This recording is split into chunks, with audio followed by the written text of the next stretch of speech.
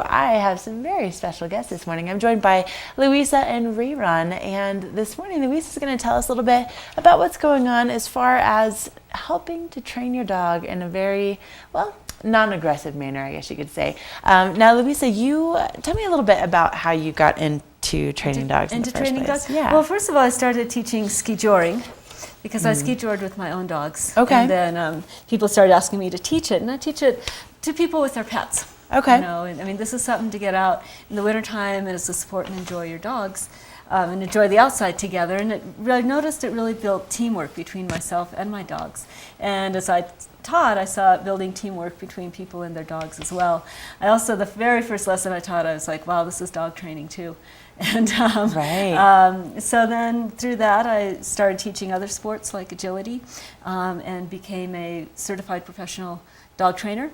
I've always seen that positive reinforcement and non-force work really well to motivate a dog in sports, and I really want to promote that kind of training for people and teach them how to do that. Which I think it's nice to know that there is someone here in the county that can help you out with something like that, because I'm sure there's probably a lot of you guys out there too that I've had some moments with my dog that I'm like, are you kidding me? Like, do I, is my only option here a shock collar? But obviously, No. there's other things that you can do. There's a lot of other things. And the positive reinforcement, it doesn't mean permissive, but it means reinforcing what you want, teaching a dog what you want, and building that behavior strong in a way that gives them something they like. And it doesn't always have to be food, but it can be games, it can be praise, it can be something that's really meaningful to your dog, and it makes that behavior stronger. I like that. Yeah. I like that a lot. So today I thought we'd show one of the techniques we use is called, I use hand signals and I use targets as a way to show a dog without force what to do and where to go.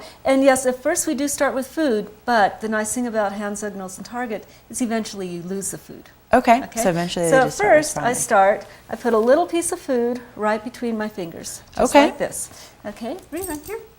And then I bring it up over his head. So let's get you in a stand. Come stand. And then sit.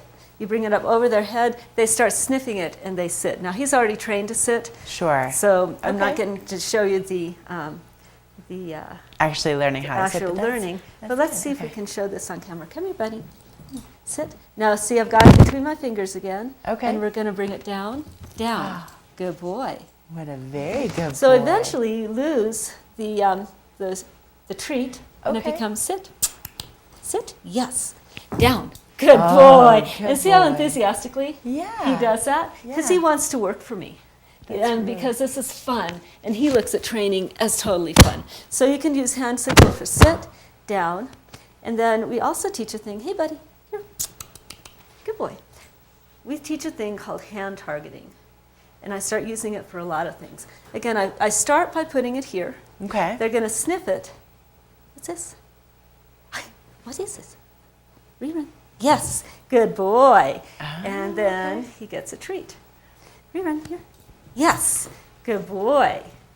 Here's some that have you turn just to the side over here. Can we see? So it's right in between your two fingers, which I've never seen that before used. So Yeah, and you see I have very, very tiny treats. Okay. And what are you using this morning?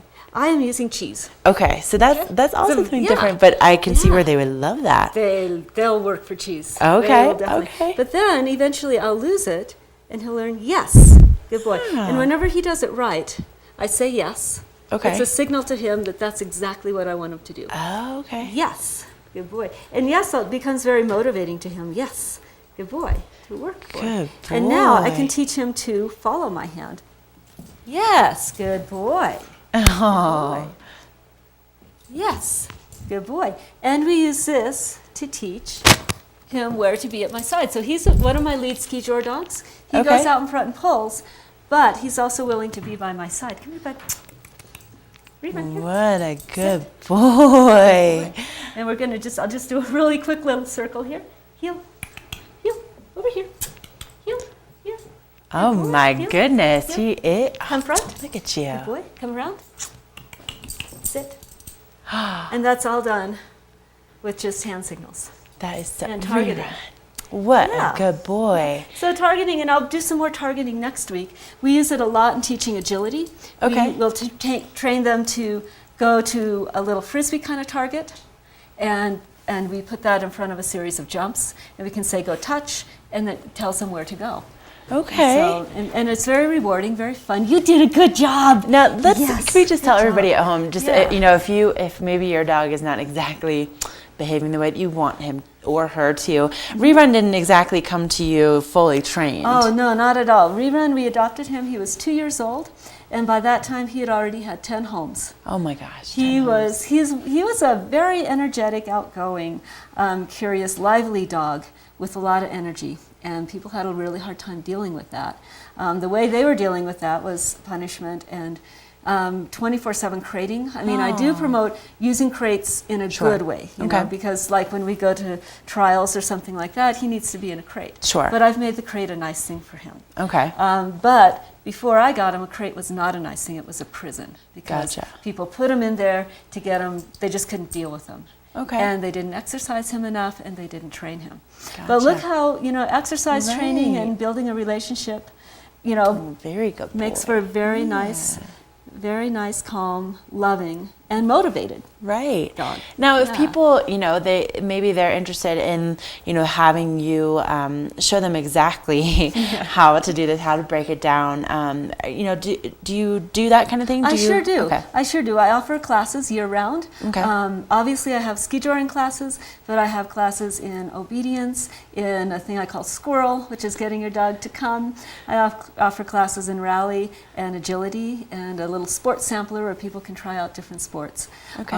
And I also do private consultations. Okay, so if people can't necessarily make the classes, they can give you a Exactly. call, Yeah. and you can actually come out and Yeah. maybe help them deal with their dogs and their personalities. sure so, can. oh my Yeah. gosh, what Yeah. what a relief, right? To have that kind of help available right here in Summit County. And obviously, you can see that it's worked with Rerun, and knowing that he, you know, wasn't exactly, you know, the world's best trained dog when he came to Louisa. So definitely encouraging that that's available right here in Summit County. So, what's the best way for people to get in touch with you? Probably through my website, www.skijorandmore.com. And my contact information is on my website under Contact Us. Now, do you have anything that's coming up as far as you know, classes or things like that we should know about? I sure do. This Saturday at Gold Run, we have an introduction to ski joring. Okay. And we had one yesterday. It was great. We had a great turnout, and we had wonderful conditions. It was gorgeous yesterday. It started out cold like this morning. Sure. But then we were just peeling off our coats and, you know, bluebird skies, white snow, and the dogs had so much fun. Oh, good. And the people had fun too. Oh, good. Yeah, Yeah. we like when both have good time. Yeah, so that's this Saturday at Gold Run. Okay, so how do people get signed up for that? one? They're going to go to the town of Breckenridge, and under the recreation, go to the Gold Run Nordic Center. There's a link they can click on to Okay. register online. And just really quickly, for a lot of you guys out there that maybe you're just visiting and you're like, what is this ski drawer thing? Yeah. What exactly is that? Ski joring is cross-country skiing with your dog pulling you. Okay. So it's a team sport. I liken it to paddling a canoe. Both of you are working, not just Right. the dog. The dog is out front pulling, and I'm in the back, or someone else is in the back cross-country skiing. Okay. And you're linked by a bungee cord. I've got a belt on, and the dog has a harness. Okay. Yeah. So it can be a lot of fun, especially up here with the winter conditions, or maybe just back home if you're, you know, from another place that does have winter seasons. Ski Yeah. touring isn't exactly perfect for like Florida, but if you do have some snow and some cross-country skis to deal with, it can be a lot of fun. So It is. again, make sure that you give Louisa a call or log onto our website, find out more information about the classes, or maybe get yourself signed up for a private lesson with your dog if you're having a little bit of trouble with some of the things that maybe they're doing. You'd like to figure out how to do that a little bit better. So Louisa, thanks so much for coming on. Thank you very much. And of course, Rerun, thank you very much, sir. Rerun, thanks. You did a good Thank you. job. Yes, Yes, you very did. good boy. You did. All right, we're going to take a quick break, but we'll be right back with more Summit Sunrise.